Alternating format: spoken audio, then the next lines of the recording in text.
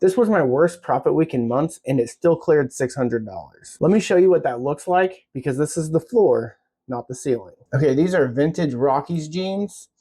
These sold fast, like in a couple of days, because of a few keywords I used here. Bareback, Western is a really strong aesthetic right now. And these are from the 80s and 90s, and they're in excellent condition.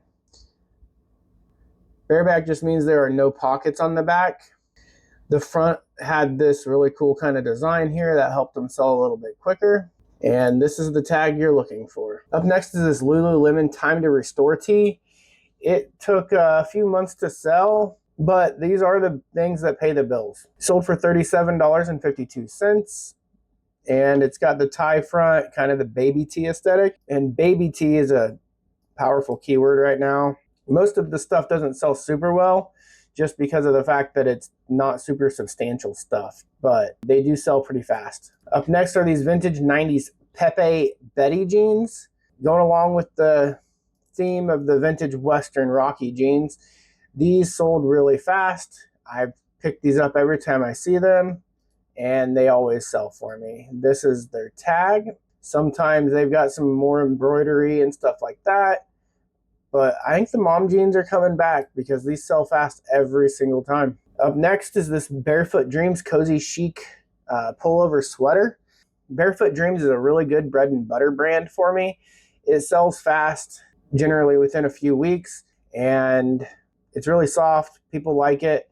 It's a more of a mature crowd that likes to wear it, so the mature crowd's where the money is, and that's the tag that you want to look for. So yeah, $31 in just a few weeks. Not hype, just solid brands and vintage pieces that consistently move. This was steady, but this next group actually carried the week. This is a ScottyVest Tech RFID travel vest. ScottyVest is an excellent brand to be on the lookout for. This sold for an offer of $81. The tag you're looking for, oftentimes it'll have this kind of TEC triangle patch. And ScottyVest is excellent. It has all these extra pockets in here. If you don't know ScottyVest, look into them some because they can do excellent. The Tech is an upgraded line within them that have the RFID blocking. The ScottyVest will always have a tag similar to this. And yeah, ScottyVest is an absolute bolo. I pick up almost everything I find in ScottyVest, and it always sells. Okay, these are Hoka hiking boots. Everybody's always talking about the Hoka tennis shoes. Their hiking boots are just as good. These actually took quite a while to sell, but I listed them outside of normal hiking season. They're not exactly snow boots, so I'm not surprised they took until now to sell. We are getting close to, here in the next couple of weeks, we are going to be transitioning fully into spring-summer gear, and it's currently -2 degrees outside. So these are the Anacapa, and anytime you list shoes, make sure you get the model name if at all possible. Hoka is a lot more than just tennis shoes. If you see something like this sitting on the thrift shelf, nothing really screams Hoka. It's a really small kind of branding here, black on black branding. So pay attention and don't miss Hoka. I think I had a North Face Aconcagua jacket on last week that sold for $63. This week, the North Face Aconcagua is back, sold for $63 in their vest. This one is a women's large. It's a 550 downfill. Again, always include how filled it is. That 550 is a selling point. The Aconcagua just always sells for me. I think this is the 4th one I've sold this year. And how do you find out if it's the Aconcagua is typing in this here style number into Google, or take a picture and see if it can figure it out. You can always use Brand Scout and it'll make it easy for you. Okay, this is a Betsy and Adam dress. This was in a size 12. It has this beaded detail of the flowers. We use the keyword ombre. That means that the color gradually shifts into different shades of the same color, sometimes other colors.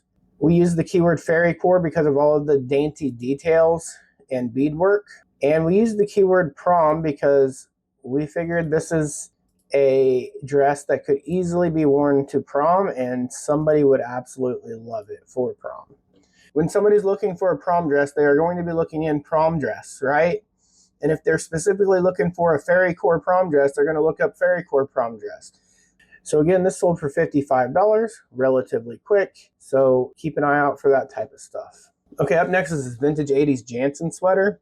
I absolutely love selling these old grandpa core sweaters. So what made this one sell again is the keyword. You can't just throw vintage 80s Jansen sweater and get sales, especially not $50 sales. The keywords I used here are Cosby, grandpa, geometric, and abstract, and it was made in USA, and that helps with a lot of vintage stuff. And this one's just really loud and colorful. It's not the 3D knit like Kuji has, but it still sold pretty fast for me. I'm happy with it, and I paid $4.48 and sold it for $50. So, okay, these are Clothing Arts Pickpocket Proof pants. Pickpocket Proof is the style name. Clothing Arts is a really good brand to be on the lookout for. When you're in the thrift, there's a couple things to be looking for. So this is the tag, pretty basic tag. And then this is their logo, this kind of third grade cube that you learn to draw three-dimensional on one of the corners of the back pockets. So Clothing Arts always sells relatively quick for me.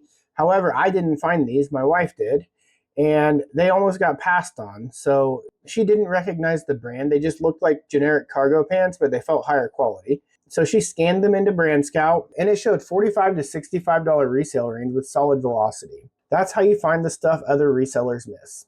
Even the basics chipped in. This Polo Ralph Lauren thermal sold for $38. It was the full zip variety. The quarter zips of this exact same thing still sell, just not for quite as much money. I pick these up every time I see them. This is an Old Navy Fair Isle sweater. We picked this up for a couple of reasons. One, it's a 2X. Plus sizes always do better. And then the Fair Isle pattern, keyworded with cabin core, Nordic, ski, and heritage. This is a Talbot's fleece sweater. Once again, we picked it up because it's a plus size 2X. And we got it sold because of the keywords, mint green, down there is a cozy chic. This one is a vintage Alfred Dunner sweater. And it sold, got returned, and then sold again for $24. And obviously, we were looking for that fall aesthetic. I'm kind of surprised it sold in January, but hey, I'll take the sale when I can get it. Even a $22 Christian Dior tie helps pay the bills. Don't pass on ties just because they're cheap. There are a lot of ties that you can pick up for $1 to $3 in the thrift store. You just kind of got to know what brands are actually worth picking up. And if you want me to make a video on ties later, let me know. I will be glad to do a tie deep dive. So that's the worst week I've had in months. 40 plus sales, over $600 in profit. If this is the floor, imagine what a good week looks like. This is what sustainable reselling actually builds. If you're following to watch me build this thing to $15K a month in sales, hit subscribe.